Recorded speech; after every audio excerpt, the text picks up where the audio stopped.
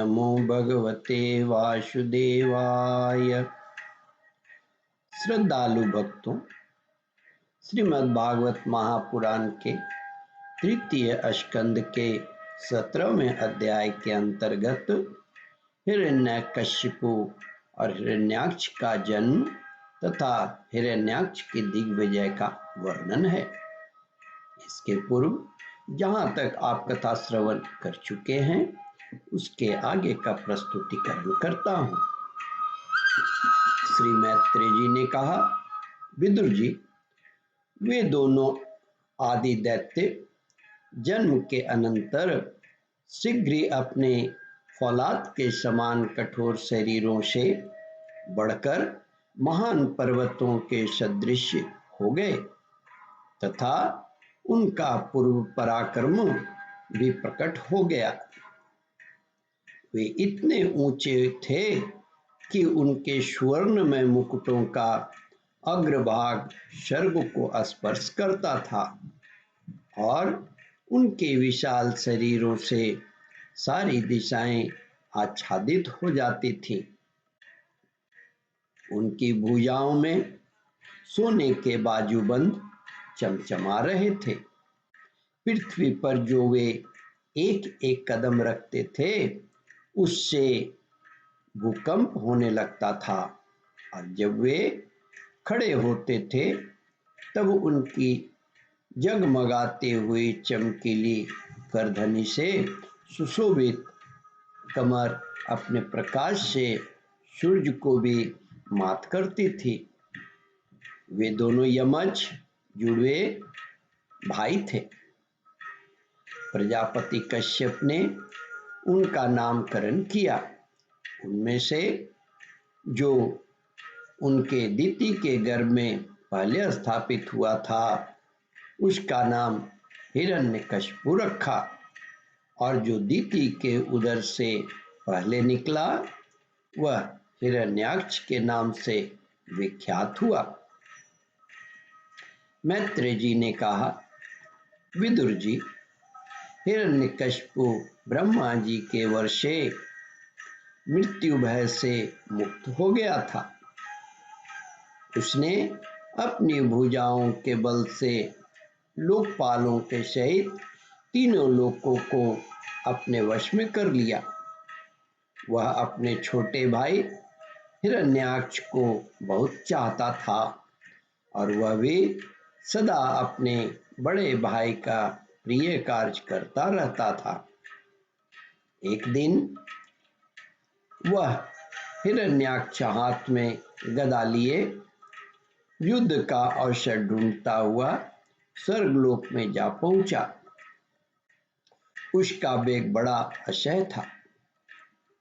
उसके पैरों में सोने के नुपुरों की झंकार हो रही थी। उसका वेग बड़ा अक्षय था जिससे सब लोग घबरा रहे थे।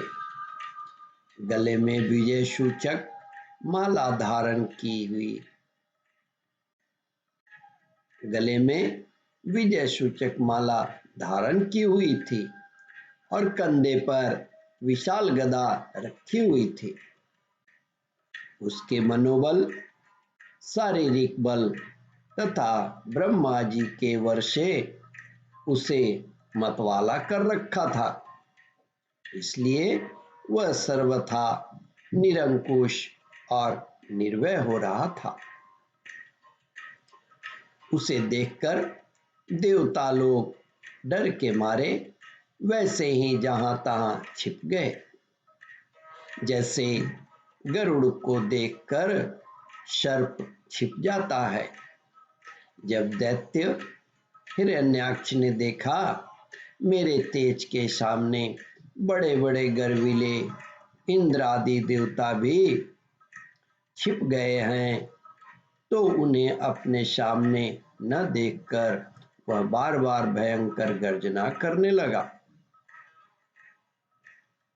फिर वह महाबली दैत्य वहां से लौटकर जल क्रीड़ा करने के लिए मतवाले हाथी के समान गहरे समुद्र में घुस गया,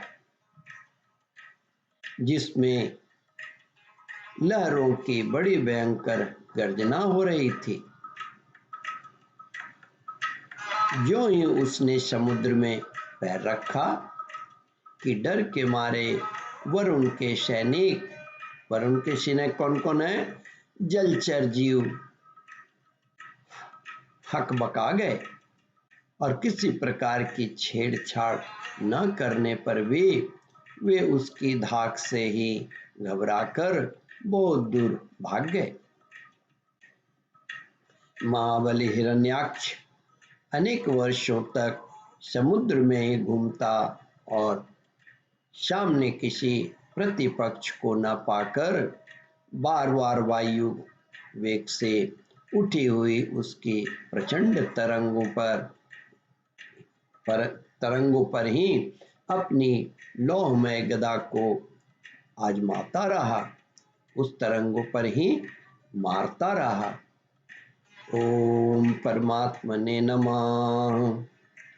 श्रद्धालु भक्तों, इस कथा को ध्यानपूर्वक श्रवण मनन और इसका चिंतन करें। इस कथामृत का रसास्वादन अपने बंधु बांधवों को भी करावें। इस वीडियो को शेयर और सब्सक्राइब करें। ओम परमात्मने नमः।